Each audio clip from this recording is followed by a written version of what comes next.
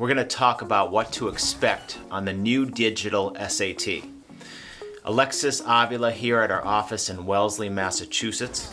For questions or tutoring in person or online, visit preppedandpolished.com or call 781-753-9951. And remember, if you find value watching this video, smash that like button and click the subscribe button, click the bell to get notifications for new videos. Thank you. Now let's get right into our video, what to expect on the new digital SAT. And today we're going to talk about the new SAT, the changes. The College Board announced February 2022 about the changes that are coming for the test for the year 2024, which will be a pretty big game changer for how students and how tutors will prepare for the kind of college and this kind of college entrance exam.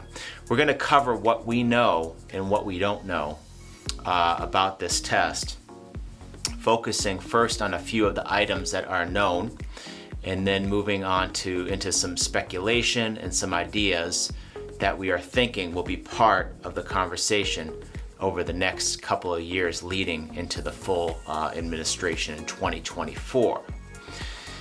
Now for a few highlights. They have decided to first of all make the SAT digital, which is a very big difference from its original paper-based testing.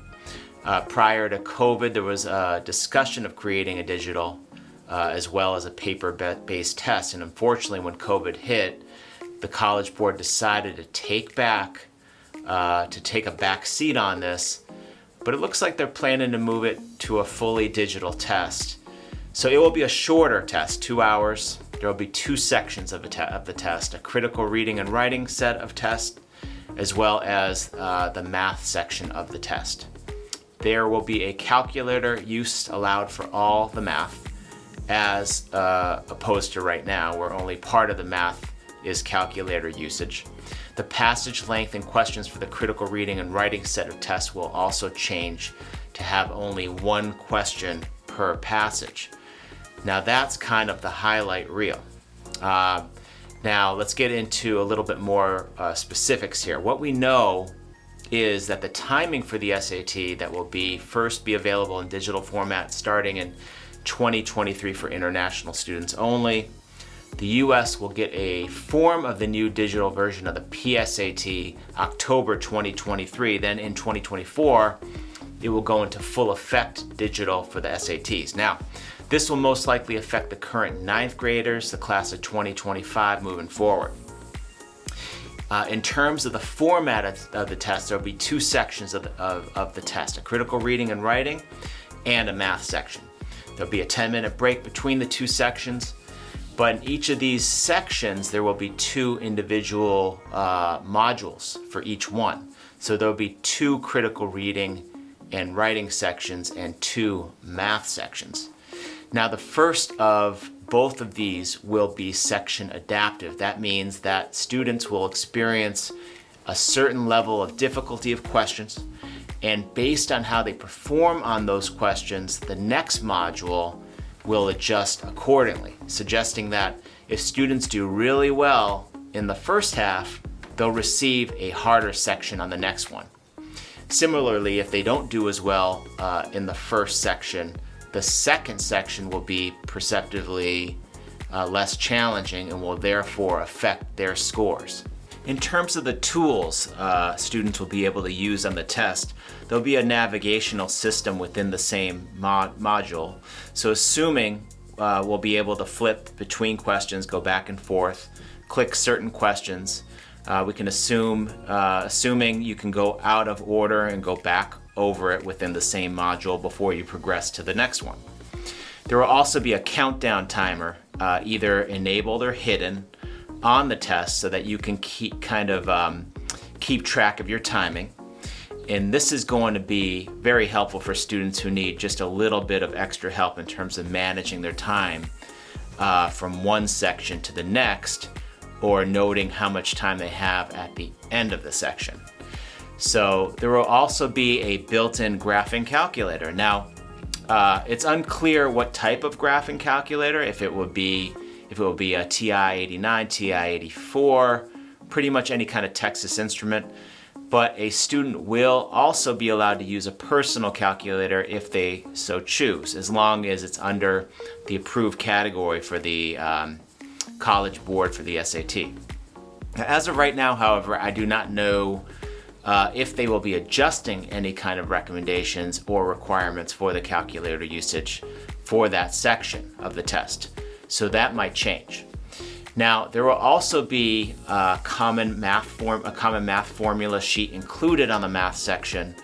And again, unfortunately, we don't know if this will be different or the same as the current math formula sheet provided that they have on the no calculator and calculator section test of the current SAT. But if there are changes to that, we'll make note of that as soon as we can.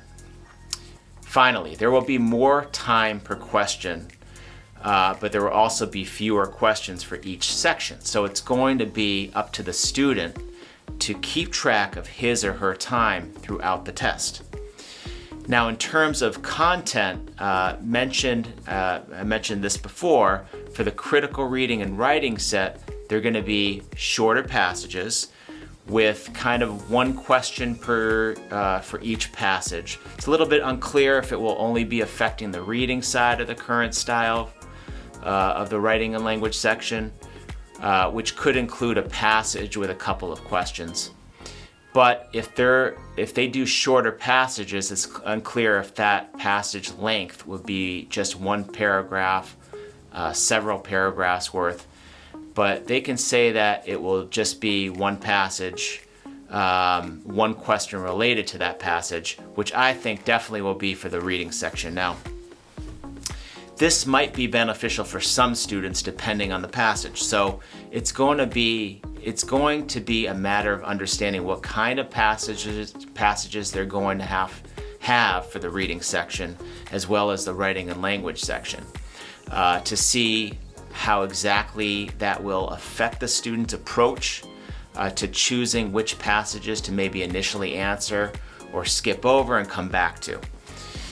For the math, they've stated that there will be less wordier questions, calculator throughout, and a formula sheet throughout.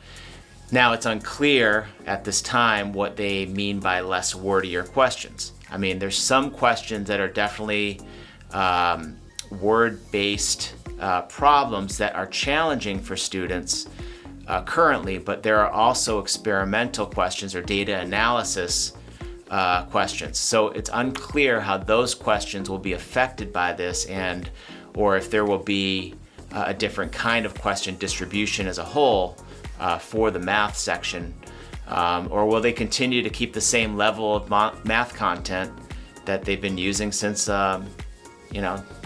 the College Board's first iteration of the new SAT. Now, the College Board has also given a little bit of information about the dates and locations for the test taking. Now, students are able to use their own computers or even their tablets or use the computers that are offered at the testing center. Now, the College Board is trying to get more in-school test taking done. So depending on the school, you might have access to the computers there, but this is kind of making it more clear that there will be no at-home testing. So it'll be interesting to see how students who are homeschool will have to deal with this in terms of taking it at a test center versus the availability at in-school testing. Now, in terms of scoring, they say that the exam will be the same 1,600-point scale with scores that are comparable to the current paper-based exam, which should be, in turn, compatible to any kind of concordance table for the ACT. Students will appreciate this because it's not going to be too much of a change up from the current system, the 1,600-point scale. Furthermore, the scores should be received in a matter of days rather than weeks, so that's good.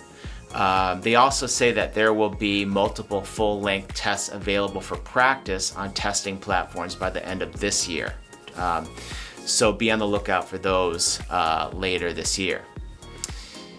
Now at this point, we're going to take a look at a few of the unknowns, and the unknowns are based on a combination of what was both said and unsaid. So the timeline. We do not see there being any transition from a paper-based test to digital, suggesting that there will be a final paper-based test and then starting with digital. So that's going to be interesting for students who are preparing for the paper-based test and or might prefer the paper-based test versus this new digital format. In addition, it's unclear how this will affect the timeline for students who are applying for taking the PSAT and are working toward a national merit for the upcoming 2022-2023 academic years, and how that will affect the actual administration of the PSAT when the PSAT goes digital, as I mentioned, October 2023. It will be interesting to see if there will be a rush of students in this timeline to take that paper-based test before it's gone. Now, in terms of the ACT, the question is always going to be, how will the ACT react to this news? It will be interesting to see if there will be an increase or an upswing in the number of students who are taking the ACT test, as this new version, this digital SAT, will really be unknown for a while. Again, prior to COVID, ACT and SAT were both discussing having a digital format for their respective tests. So keep an eye out for how the ACT responds. I mean, will they stick to the paper-based test? Will they follow the SAT, go digital in the near future as well? We'll see. There's also a question of the test itself being so unknown. I mean, some students might pause on taking the test when it becomes first available. They might want to wait for some friends to take it, or see how the score is relayed, or seeing how the people react to it in general, and figure out what types of questions that they can experience. What's also unknown for a lot of our students is how the digital SAT will affect students with testing accommodations. So for example, the digital format might pose a bigger challenge for some students who are used to annotating, interacting with the text in a paper-based format. I assume that there's going to be some form of highlighting, a highlighting feature, a highlighting function allowed on the test for the reading section, so students can take notes in some capacity, or have a scrap sheet available to take notes on the problem that they're answering for the reading and writing language sections, as well as doing math and figures for the math section. Now, in terms of the test dates, we don't actually know any specific dates mentioned, whether or not they're going to stick with the current format for the College Board SAT test, which, for the exception of both March and August, has always been historically the first Saturday of the month. So it's unclear if these specific dates for the test will change. And the fact that the College Board wants more in-school testing, how that will be affected during the school week, or if perhaps there will be multiple times during the test month for the student to take the test. As I stated here, there is a lot that is known in the past month that we've been able to gather in terms of information as for the SAT, in terms of what the general timeline will look like. The format, the content, the dates and the location, and scoring. However, we're still learning. We're still learning more about the particulars of that timeline, what it's going to look like for both current students and the up-and-coming students, and how the ACT is going to react. What are the particulars of the scoring, the breakdown of that. And then in terms of accommodations for students, how that's going to be affected, as well as dates and fees. So it's going to be interesting to see in the coming months what this will look like, and how the College Board will react, and the ACT will react. But currently, right now, we're working with students on determining what works best for them. As of right now, we're working with we're working under the current version of the SAT, but as new information comes to light here at Prepped and Polished, we will begin to adapt our style of tutoring and presentation of information. And as we get closer to the digital version, we'll be working on trying to get our students ready and prepped for that version of the test. Now, if you have any questions in particular about this new version of the SAT, please feel free to contact us at Prepped and Polished. If you have a current freshman or younger who eventually will be planning to take the digital PSAT, October 2023, or the SAT, we'd be happy to discuss these plans in terms of tutoring for your student so that he or she can be prepared for the test. That was a lot of information. Good luck on your SAT exam, and I'll talk to you soon.